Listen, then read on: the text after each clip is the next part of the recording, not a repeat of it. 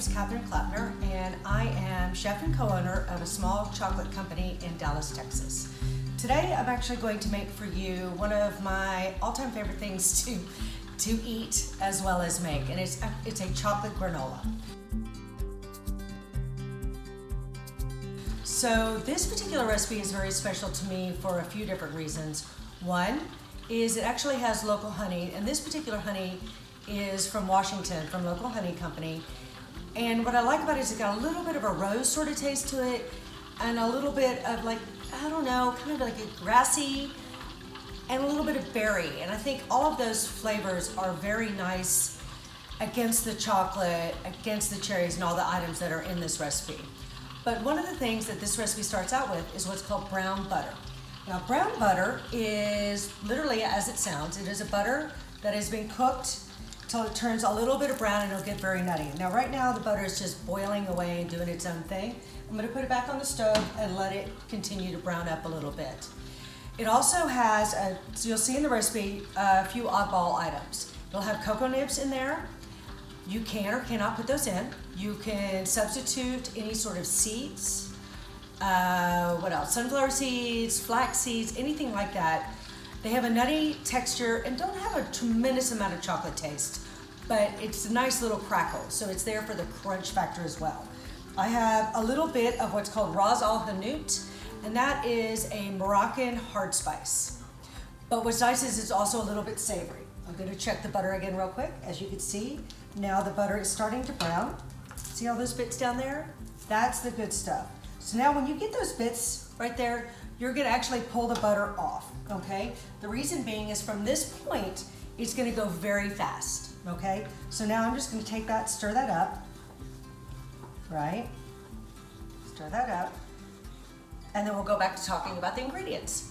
So I chose to use, like I said, a Ras al Hanout. It's a Moroccan hard spice, but it'll have all the usual suspects, the coriander, the cinnamon, the allspice, the clove, but it also has a little bit of a savory element. So it has a little bit of cumin and a little bit of coriander, all right?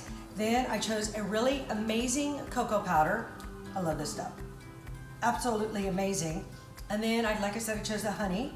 I have cane sugar. You can also use brown sugar, but I like to use the cane sugar because I think it makes it a little bit crispier. I have sour cherries here. Substitutions for this can be any sort of dried fruit or no dried fruits at all. I tend to think that people are very polarizing when they are with dried fruits. Like for raisins, things like that, they tend to really hate them. This recipe is really great also with apricots. So now I have my brown butter, right? And then I'm going to take a little bit of the honey, it's a 1/4 cup of honey, and I'm going to pour it straight into the brown butter. Okay? I'm going to stir that up. Once again, when you're stirring this up, you're going to get all the nice little brown bits, and you're going to see a lot of that when I actually pour it. Okay? Then to that, I'm going to add a little bit of coarse sea salt. This is a French gray sea salt. It's very, very wet.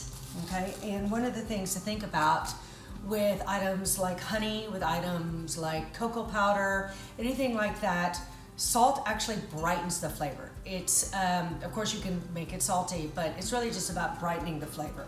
To that, I'm gonna add a little bit of the spice, right? And around a tablespoon will do, okay? And then I'll add the sugar. And then I'm gonna add, of course, the love as well, which is a couple of tablespoons of cocoa powder. Now you can see this cocoa powder is really, really dark. Good cocoa powder costs a little bit more, but the difference is pretty spectacular on how the flavor is. So I'll stir all of this up. Now I add the honey in 2 parts, okay? It's just a preference of mine. So then I'm gonna add a little bit more honey to bring us to the 1/4 cup, okay? Then I stir it up a little bit more. And now it's gonna be, when you look at it now, it's gonna look a little bit almost like a chocolate sauce. Then I have 1 orange, and I zest the orange straight into the liquids. One of the reasons why is actually all the oils will go in as well. If you grate it somewhere else, you're not getting all the juice, all of the oils all of the flavor. And if you use this, which is called a microplane, this is one of your very favorite best friends. Because see how like you get all of that. And you just put all of that in, all right? Tap that in, put that away. Scrape it in.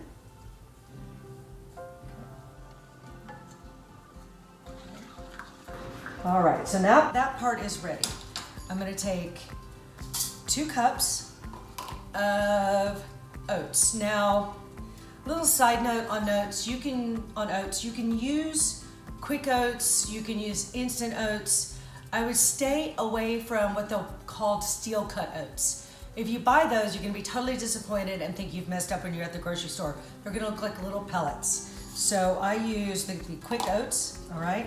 Now at this point, I'm going to pour all of my liquids over the granola, or actually just over the oats. Okay, put that aside and stir this up. Now it's gonna look dry and you're gonna think you totally messed up. You just keep stirring it, okay, until everything is completely coated. Now for me, my preference always is I like little clusters of oats. Now you see so I'm not going to separate this up too much. Okay, I'm gonna put that aside. I'm gonna take the orange that we previously grated and slice it, and I'm just gonna squeeze the juice in. Squeeze the other juice in. Okay. I'm gonna add hazelnuts, and you can do any nut you want.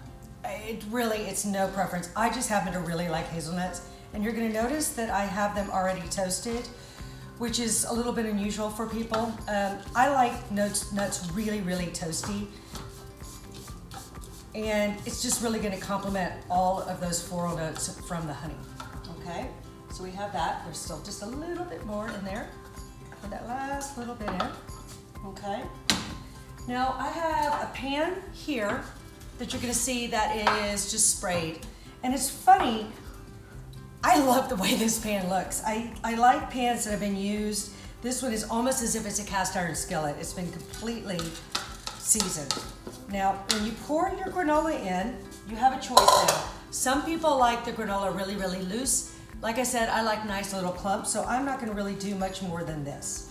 And now we're gonna put it in an oven for 225 degrees, and it's gonna cook for about 30 to 45 minutes, depending on your oven. But one of the things to remember is in around 15 minutes, go ahead and stir it up just a little, and then in 15-minute increments, you will continue cooking until it gets nice and dry. But one of the keys to remember is you don't want to cook it to where it's hard when it's in the oven, okay? Because then when you take it out, it's gonna be rock hard. So for testing it, I always take a little bit out and I'll put it on a table. And then I'll let it cool off, and then I'll eat it and I'll see if it's hard enough or it's where I like it. At that point, then we're gonna add the rest of the ingredients. So what we'll do is I'm gonna put this in the oven, I'm gonna come back, I'm gonna show you what it looks like when it's finished, and then we are going to add the rest of the ingredients. Hi again. I have had the granola in the oven for approximately 30 minutes, and it's actually right where I love it. So at this point, you have a choice of how you'd like your granola to be in the end. So I'm gonna add my cherries. I'm gonna add my cocoa nibs. Okay. And I'm gonna go ahead and I'm gonna stir it up, okay? So at this point, I'll stir up the granola, stir in all the cherries, right? Stir in the cocoa nibs, which is going to give it a nice nutty little taste. Okay, I don't know if you can hear it. Maybe, maybe not. It'll have kind of a crunchy sort of sound, which sounds kind of crazy. and then put that in. And then at this point, I add another 2 tablespoons of honey. 1, 2. And I'm gonna pop it back in the oven for approximately 8 minutes. And that is just to coat it, give it a little bit of sticky, and see how it starts to kind of clump together now? And that is, at this point, after I stir it, and it goes back in, I am not gonna stir it at all until it's completely cold. That way I can get like, see how you kind of like pack it? That way I get like all those little clumps, because I like the little clusters. But if you like more of a loose sort of granola, just stir it all up when it comes out of the oven. So at this point, back in the oven, 8 minutes, take it out, let it cool.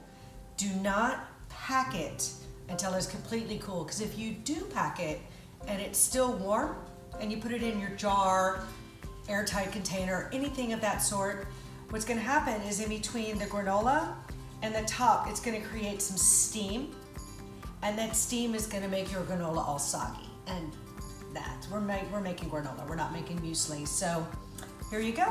This is a brown butter, local honey, cherry and chocolate granola. It is just, I don't think I need to wait for it to come out of the oven. I'm just gonna eat some more right now. Enjoy.